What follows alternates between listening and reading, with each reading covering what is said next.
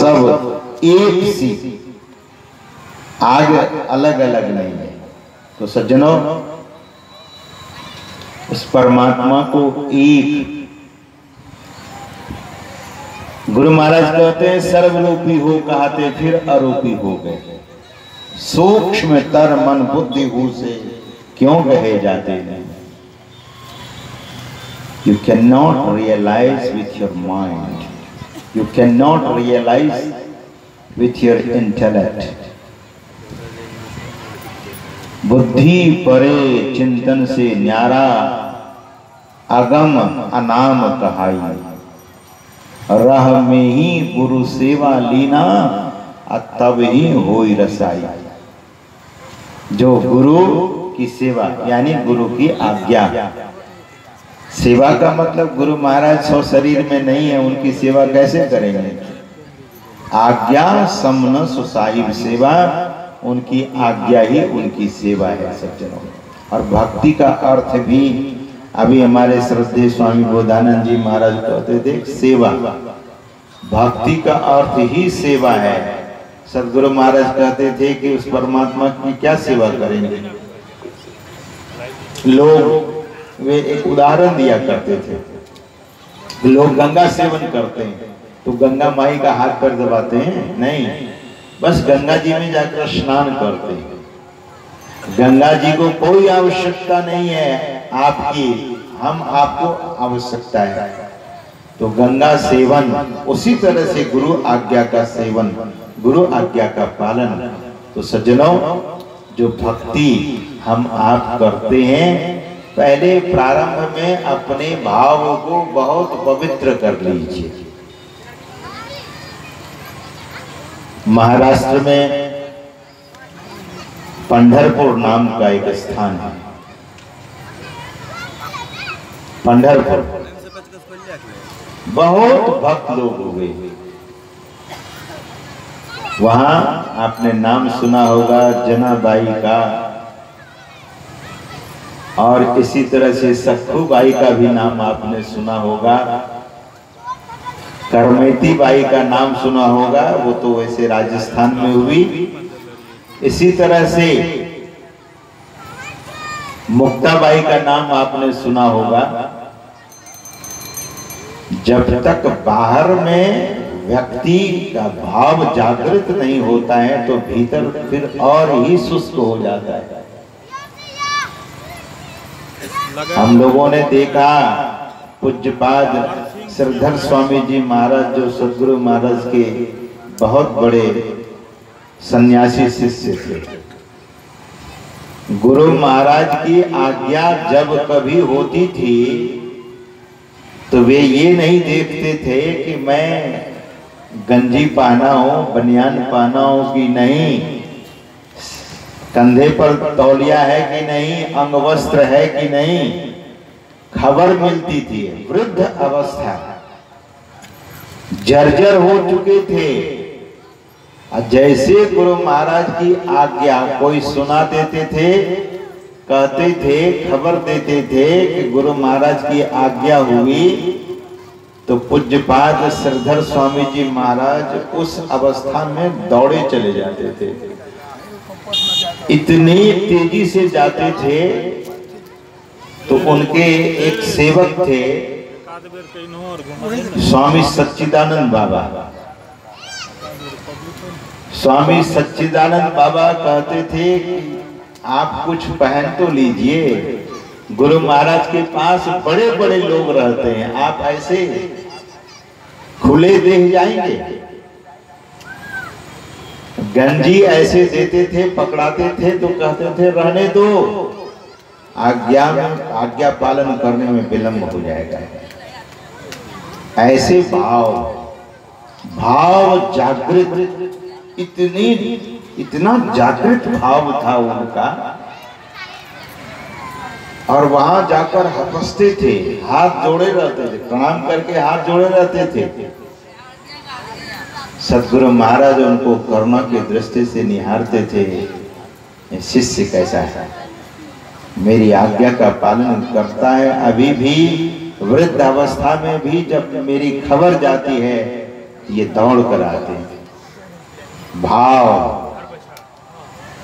तो मैं पंढरपुर की बात सुना रहा था, वहां बड़े सारे भक्त हुए, बहुत सारे ऐसे भक्त हुए। उसी पंढरपुर में एक त्रिलोचन नाम के भक्त रहते थे। भगवान के मंदिर में जाते थे, पूजा अर्चना करते थे और घर में आकर सिमरन करते थे, ध्यान करते थे। पति पत्नी थे, पति और पत्नी दोनों दंपति थे। दोनों का भाव एक जैसा। तुकाराम जी महाराज भी वहीं हुए, लेकिन उनकी पत्नी का भाव ऐसा नहीं था। पत्नी बड़ी भारी सांसारिक थी, संसार की वस्तु ही उनको प्रिय थी, संसार की चीजें उनको अच्छी लगती थी। और सत्संग जब सुनती थी तो बहुत जोर से गुस्सा जाता था। तुकाराम जी महाराज के पास जब कुछ लोग आकर जमा होते थे हरि चर्चा सुनने के लिए, हरि यश सुनने के लिए, तो कभी कभी गुस्से में आकर बाल्टी में पानी लेकर इतना जोर से फेंकती थी कि तुकाराम जी महाराज को तो पानी पड़ता ही था देह पर, और श्रोता लोग भी नाला जाते थे। तुकाराम जी महाराज गुस्सा नहीं करते थे, बोले कि बड़ी कृपा है आपकी कि हम लोगों को नहाना पड़ता, आपने नहला दिया। ये पॉजिटिव भाव है। पति पत्नी में आजकल झगड़ा ज्यादा होता है, आप लोगों को नहीं होता होगा, मैं आप लोगों की बात नहीं करता हूँ, लेकिन हमने सुना है कि पति पत्नी में झगड़ा ज्यादा हो रहा है, क्योंकि जितना एजुकेशन हो रहा है उतना लोग तार्किक हो रहे हैं, और तर्क नहीं है। डोंगरे जी महाराज कहते थे कि देखो, हर बात में कोई तर्क करता है, उसे तर्क नहीं कहते हैं, उसे कुतर्क कहते हैं। कुतर्क कौन करता है? तो डोंगरे जी महाराज कहते थे कि जो विषयी लोग होते हैं, जो भीतर से कमजोर होते हैं, वे कुतर्क किया करते हैं। जो शांत और गंभीर सज्जन हैं, सुलझे हुए हैं, जो मैच्योर्ड हैं, जो प्रौढ़ हो चुके हैं, वे कुतर्क में नहीं फंसते। जीवन है सज्जनों, एक जैसी वृत्ति किसी की रहती नहीं, एक जैसी वृत्ति रहती नहीं। वृत्तियां कभी सात्विक, कभी राजसी, कभी तामसी।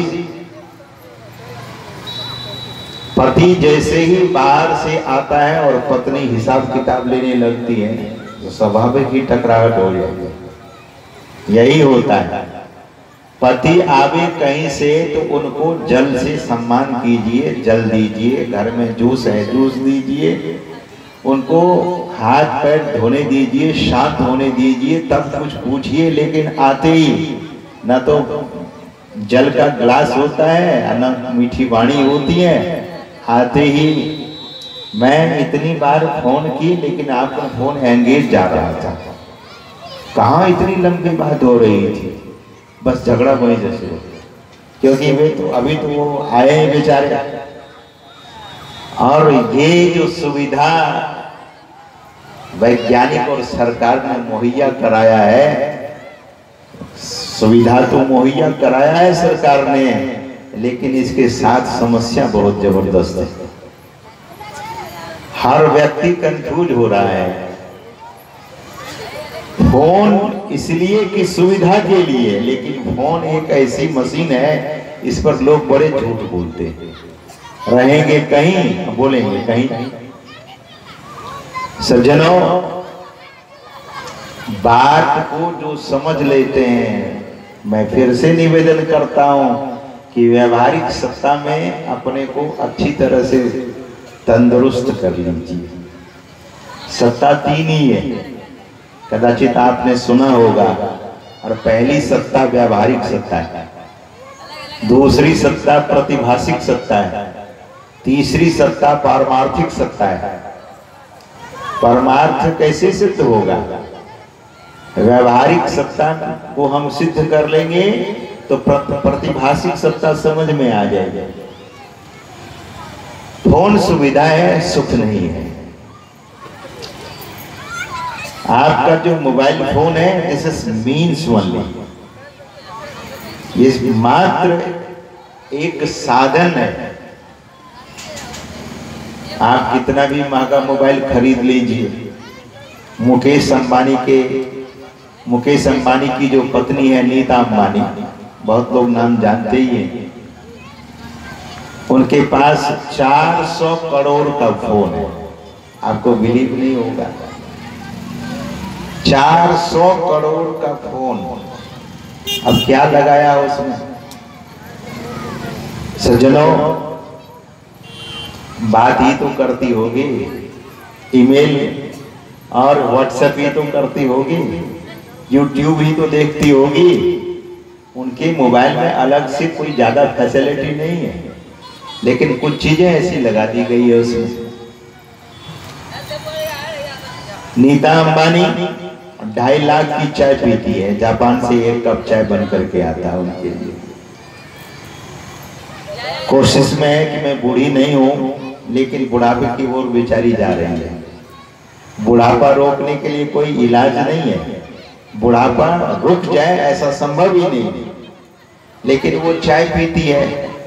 जापान की कोई कंपनी उनके लिए चाय बना करके एरोप्लेन से भेजती है, और वो चाय फिर मैक्रो जो स्टोव होता है, मैक्रो, उसमें फिर गर्म करके नौकरों से चाय देता है और वो चाय पीती है। एक दिन में 60,000 का पानी पी जाती है। आप लोग नल से पानी निकालकर बढ़िया से पी लेते हैं, बहुत फिल्टराइज करके पानी पी लेते हैं। तो दुनिया में कुछ ऐसे भी पागल सब लोग हैं। तो महापुरुष कहते हैं कि प्रतिभाषिक सत्ता को समझिए। डेथ होने से कोई रोक नहीं सकता, मृत्यु होने से रोक नहीं सकता, वृद्ध होने से कोई रोक नहीं सकता।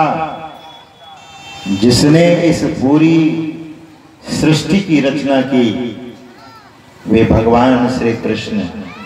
वैसे तो वे वृद्ध नहीं हुए।